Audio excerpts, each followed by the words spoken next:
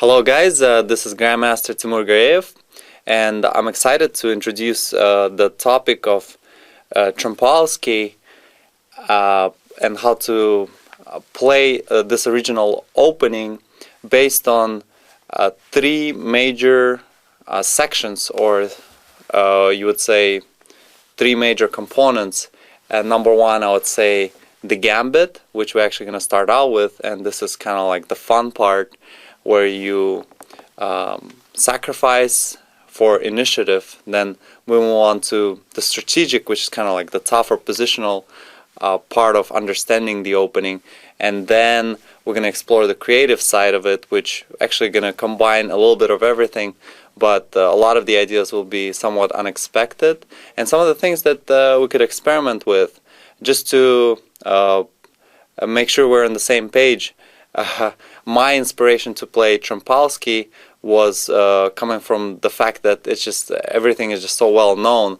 Objectively, yes, you play d4, knight f6, you get the bishop out to g5. So that's an interesting opening. If you want to fight for advantage and play some of the main lines, sure, go for c4, and that's definitely something that I do consistently. Now, once in a while, bishop g5, Trompowsky, or some of the interesting lines that you could come up with can throw your opponent off, or not even that.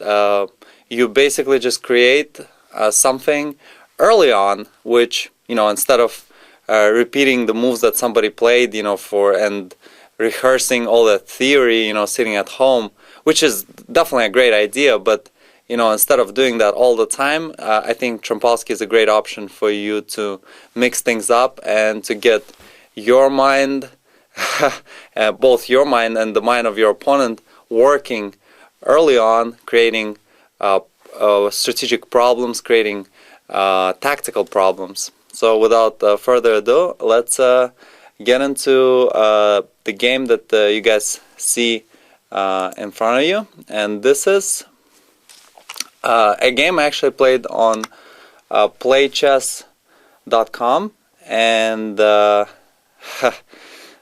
was a game that I actually played blindfolded. Now, my opponent didn't know, and that doesn't really matter, but I still got to play a nice game, and I'm actually gonna share it with you right now. So just to kind of get into this nice and smooth, as bishop comes out to g5, we have several options, including e6 here, d5, c5, g6, and so on and so forth. But one of the more active options would be to just go ahead and attack the bishop right away. And at this point, we're going to retreat the bishop out to f4, and right about now, actually, white has an idea to get rid of the knight and expand in the middle. So even though the knight is placed on an excellent square in the middle, it doesn't have a very good support quite yet. So black goes ahead and supports him with d5, but the knight is still vulnerable to the attack. So we're actually gonna kick him out with f3, which is kind of a bad-looking move. That's not the move that would be suggested to play, because it kind of weakens the king, takes away the square from the knight. But at the same time, we're kicking the knight on e4, away from the middle. And actually, on the next move, we're planning to use that f3 move to support our push in the middle. So it actually works out to our advantage. So we're going to push e4, and you say, well, this is getting crazy. I see that white is giving up that pawn on e4.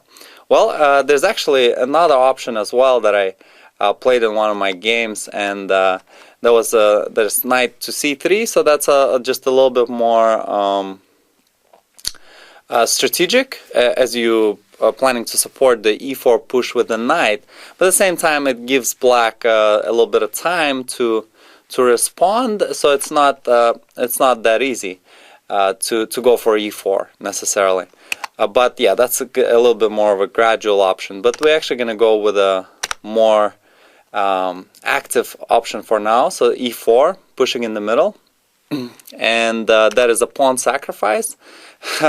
Interestingly, I myself faced this opening and chose e6 here versus a grandmaster that was over 10 years ago, back when I was competing for one of my first GM norms. And we're going to get to that in a little bit. That's going to be in our strategic part of studying Trompowsky. Now let's go ahead and grab that pawn.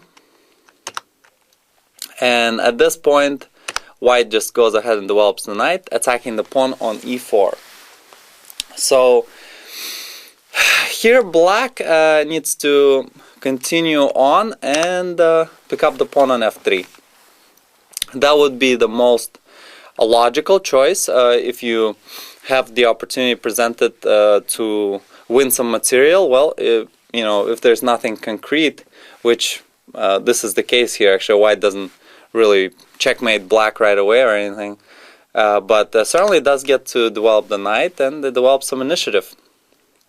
My opponent continues in a fairly logical way, just kind of building up a little fortress, anticipating my pieces coming out and creating threats. So he decides he's gonna dig a little trench, just so to speak, just to prevent me from going after his king. I continue very quickly here with the castle, getting all my pieces out. So now we get this pretty looking position for white. But what is it that white's got to show for this? So knight comes out to d7. I get my queen out to e2, logically so, and get my queen against the king. Bishop to e7. And at this point, I can already start considering different kinds of knight g5, maybe knight going to e5. I don't want to go to e5 quite yet, because that's going to allow black to trade those knights. And when you're attacking, don't trade the pieces so easily, because that you lose your firepower. So first I'm going to get my rook in the game. So I get my rook over to d1, and now knight e5 is going to be helping open the file, and then the queen is out there hanging. So my opponent actually goes ahead and attacks my bishop on c4, which actually going to allow me to get my knight over to e5 much easier. I get my bishop out, and at this point, knight b d5. So at this point, actually one suggestion after knight b d5 is to actually just trade those knights. And if c takes d, I can get my knight over to e5.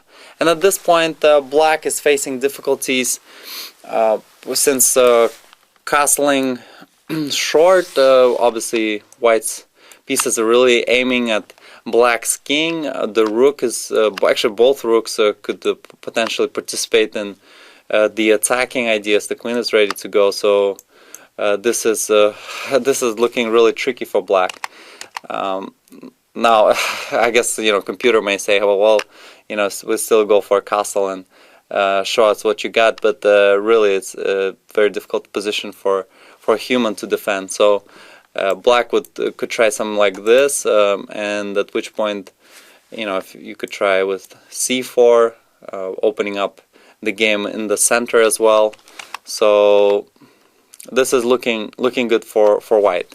If knight takes d5, and then we get the bishop out to e5, and preparing for c4, kind of the same vibe. Nothing exactly concrete quite yet, but certainly can become very volatile and actually very promising for white very quickly if black makes a mistake. So e takes d is just gonna be dangerous for black, since e file is gonna be opening.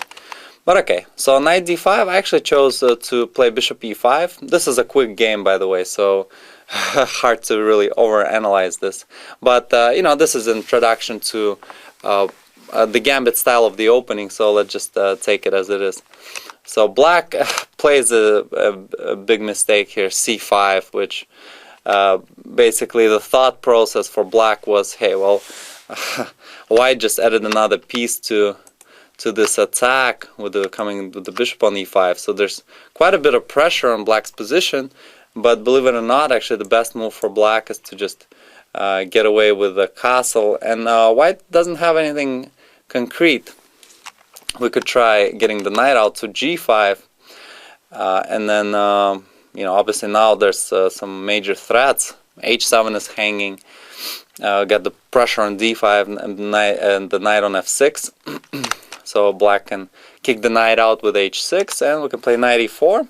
So let's just leave it at that. White's got obviously nice piece chemistry, nice interaction between the pieces, and most of those pieces actually are looking at black's king.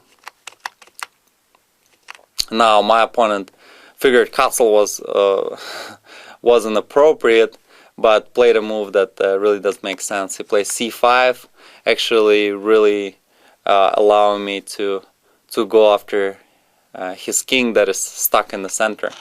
I decided to do so by playing bishop b5. One of the better recommendations also to take on d5. If queen takes, I get to develop my initiative by pushing in the middle. Knight takes, I pick up the pawn on g7.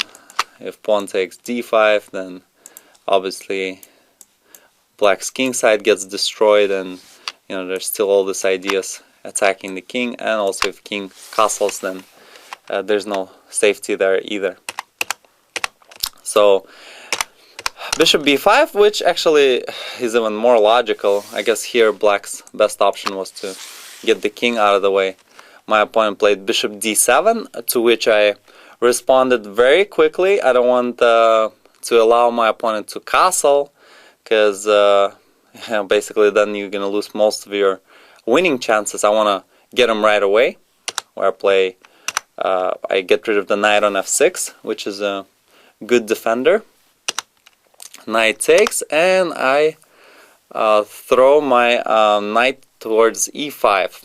And this is now getting tough for black, since the bishop is getting pinned. So for example, if castle now, I imagine white could pick up the bishop on d7 either with the knight or the bishop. So for example, knight d7, knight takes, dc, bishop c5 check, king goes away, and now d7 and d7 knight is hanging, and there's nothing black can do about this. If bishop takes b5, obviously that brings my queen into the game, and black's king is never going to find safety.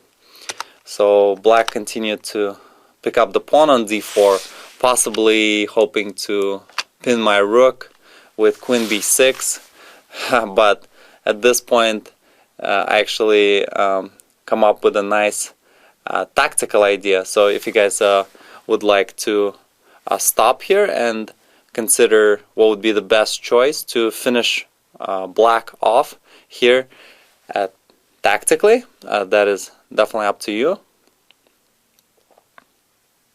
Okay, so if you figured the best choice, rook takes f6, that is correct. So we're going to get rid of the knight on f6, which is defending the bishop on d7. Now, if bishop takes on b5, intermediate move, doesn't work. Queen takes b5 with a check. So black has to pick up the rook, and at which point I continued knight d7. And the cool thing about this is black's king is stuck there on e8 and just cannot castle, since knight is controlling the f8 square. So Black gets the king out of the way, at which point black actually runs into the other knight, pushing forward and attacking in the middle. So the king has nothing better to do but just jump right there in the center. I get rid of the bishop, go after the king, and at this point I need to reach the king, and the best way to do that is to use the queen. And and here basically just all this discovered attack possibilities, which knight b6 is the best, since the king has nowhere to hide, followed by mate.